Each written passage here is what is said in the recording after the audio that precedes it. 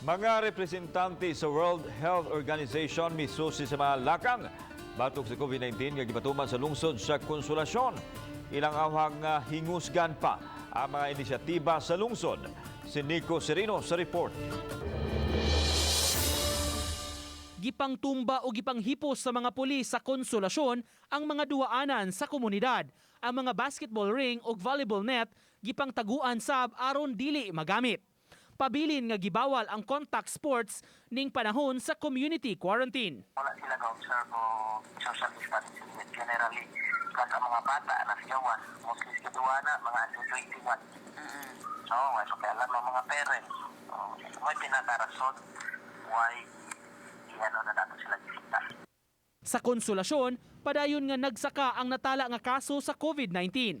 Kagahapon, laing duha ang napuno ug miabot na sa 248 ang kumpirmado nga kaso base sa datos sa DOH. Samtang kagahapon nakigtigom ang mga representante sa World Health Organization o WHO kang Mayor Johannes Alegado.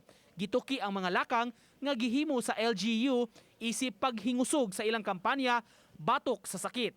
Aminado ang mga opisyales, sagad sa mga kaso sa lungsod, naglambigit sa mga residente nila nga nagtrabaho sa Tri-Cities. Hingusgan sab nila ang contact tracing.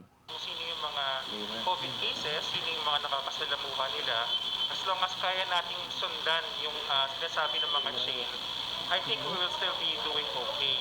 Ayaw kasi natin yung tipong hindi natin nalalaman kung saan nanggagaling yung COVID. So, ipag-iting natin yung contact tracing. Dili mapugnan kay duol kita sa Cebu City o ang kasagaran gyud nagtrabaho o nagnegosyo sa Cebu City. Nya di man sa nato pwede nato hunungon ang tanan, no? Kay wala nay mapakaon ang gobyerno, no?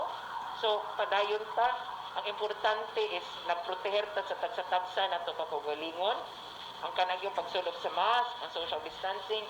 Uban ni June Sulon, Nico Sereno, Balitang Bisdak.